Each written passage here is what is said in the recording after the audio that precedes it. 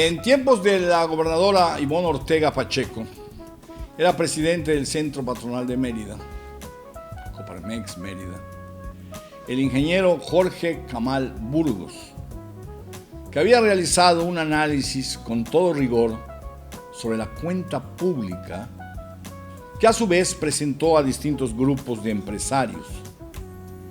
Todos recibían con asombro la información que realmente era perturbadora. Se habían manejado recursos sin precedentes en la historia de Yucatán.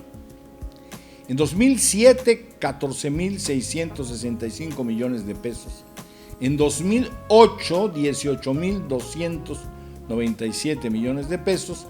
Y en 2009, 21.458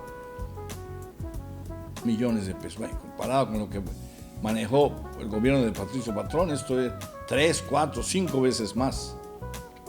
Del total de recursos, de estos recursos manejados en los 3 años, el 52.5% se destinó a gasto corriente y el 8.61% a obra pública. Es increíble. Adicionalmente, se aumentaron los pasivos con instituciones financieras de 521 millones de pesos en 2006, que recibió la señora Ortega Pacheco la gubernatura, a 2019, 12 millones de pesos en 2011.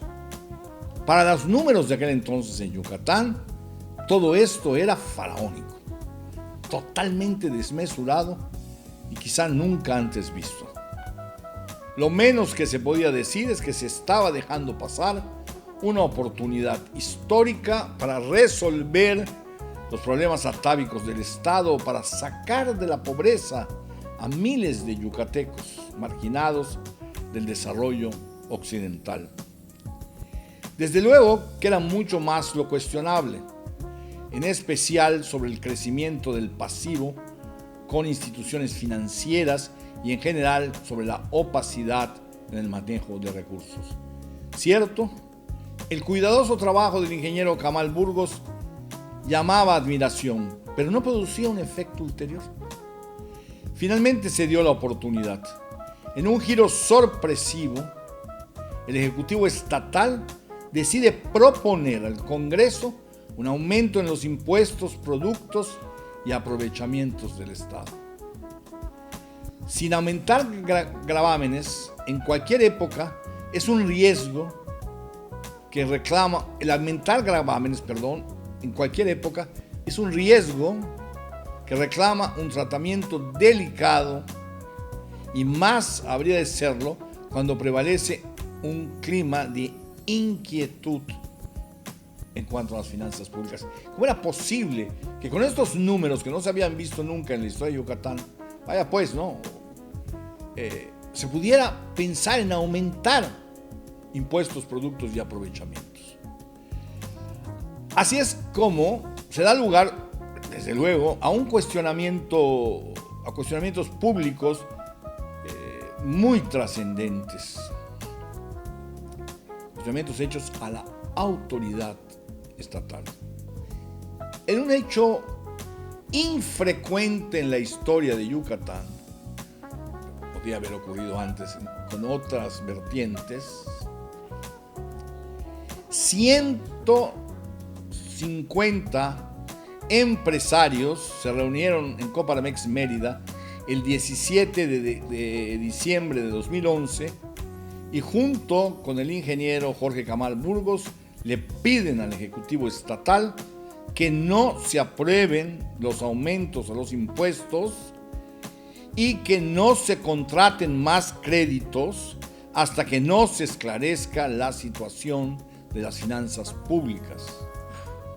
Dijo el ingeniero Jorge Camal Burgos: no estamos de acuerdo en que la vía a utilizar sea un alza en la carga tributaria a los ciudadanos, que pagarán más derechos por actas de nacimiento, licencias y otros, y a los empresarios por el 2% a la nómina y 3% al hospedaje. Rechazamos enérgicamente el alza de impuestos y derechos. aumentos que lesionarán seriamente la economía de las empresas establecidas en nuestro estado y su potencialidad de crecimiento y competitividad.